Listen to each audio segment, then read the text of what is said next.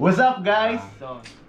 Tonight, i-unbox natin yung AOC G32 ay C32 G2E G-Line 2nd Gen Curve Gaming Monitor 165Hz FreeSync Premium. Excited sa nimo.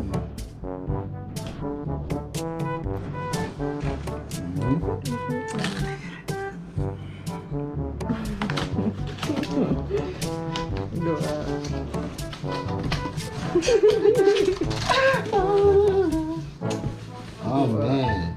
Sana all. Okay, no. Lalagay ko dito sa bed namin. Okay.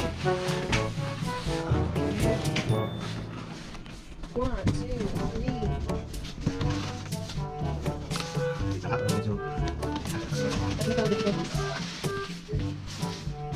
Ito na. Ay, mo, single hand. Hintay natin. Hintay pala. Dito ba sa isa. Okay. Okay.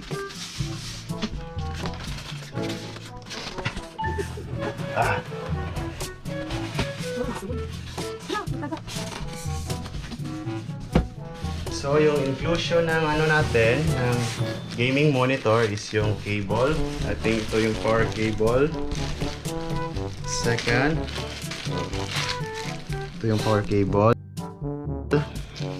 Second is yung port display. Third one is ito ata yung HDMI. Meron siyang CD at saka manual. Hindi nga ako sa talagang monitor. So ito yung base natin. Monitor. So natin.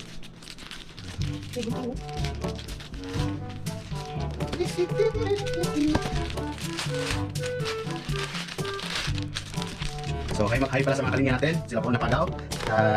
Sa Toto, Chicharon, Tatsok ang pinakurat. Pati kay Dad, si Kapin, Mouse Queen Family, hi sa inyo lahat.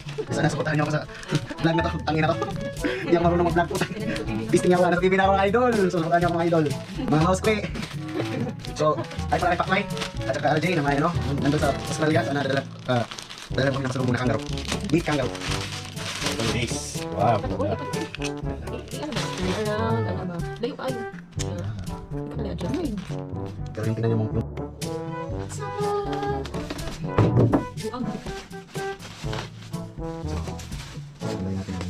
tandaan lang kasi medyo sensitive. Dapat bawal hawakan nito yung screen sa gilid lang para iwas ng iwas. Iwas germs. Iwas germs at saka ano, iwas na rin sa damage. So ito yung screen ng monitor natin or yung stand. So check natin. Kaya siya ganda and malupit. Pero I think hindi siya na-adjust vertically. Vertically, barug. That's the way. Horizontal, hagda. Horizontal is hagda. Vertical is barug. May barug and mutin. Check natin. Tingnan natin kung adjustable ba siya pababa. Pababa.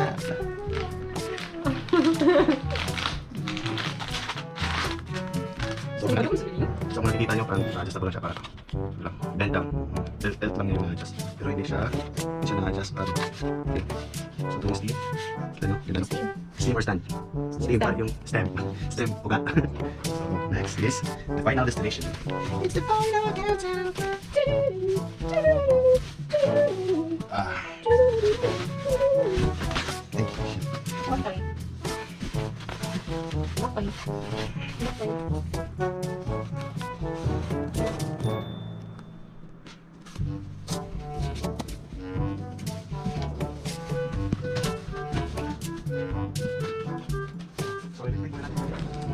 So, let's move on. So, next na step is to assemble the monitor.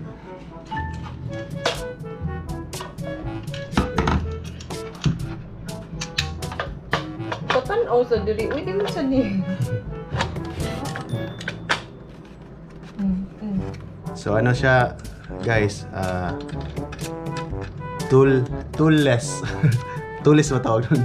Parang hindi ka na magagamit ng ano ba, hindi na nag-require ng tools to assemble this unit. So parang may knob siya na pwede nating hand tight lang. So tapos ay dito. Thermometer, ay isa, laki na. So, yun, pag nangyayang na. So, okay, yun. Ah, isa. Tingol, okay. Kasi pa yun, so, dali mo isa. Grabe, super okay.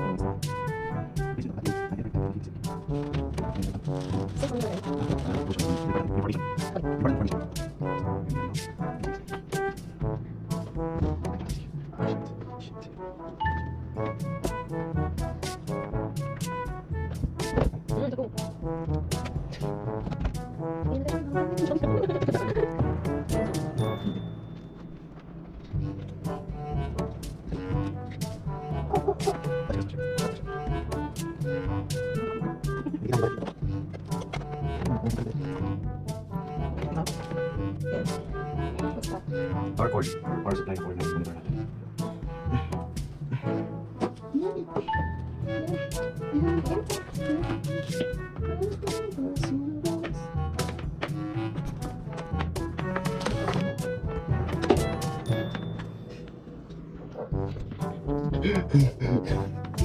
Ang hirap.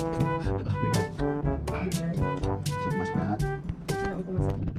Yun yung yung power supply, HDMI cable, this is the cable. Wala na ito natin sa.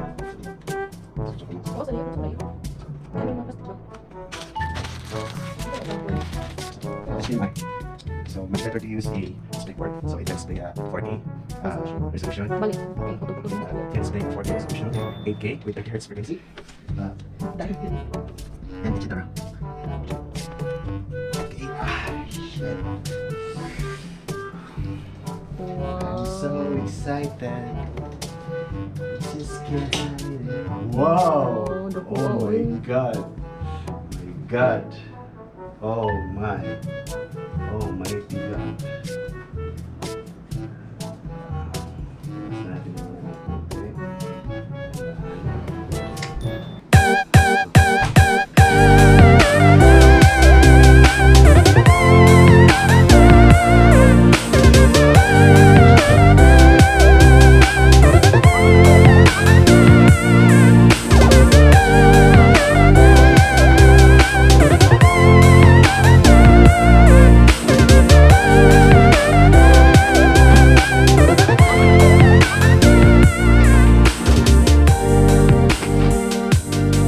Salamat guys, thank you.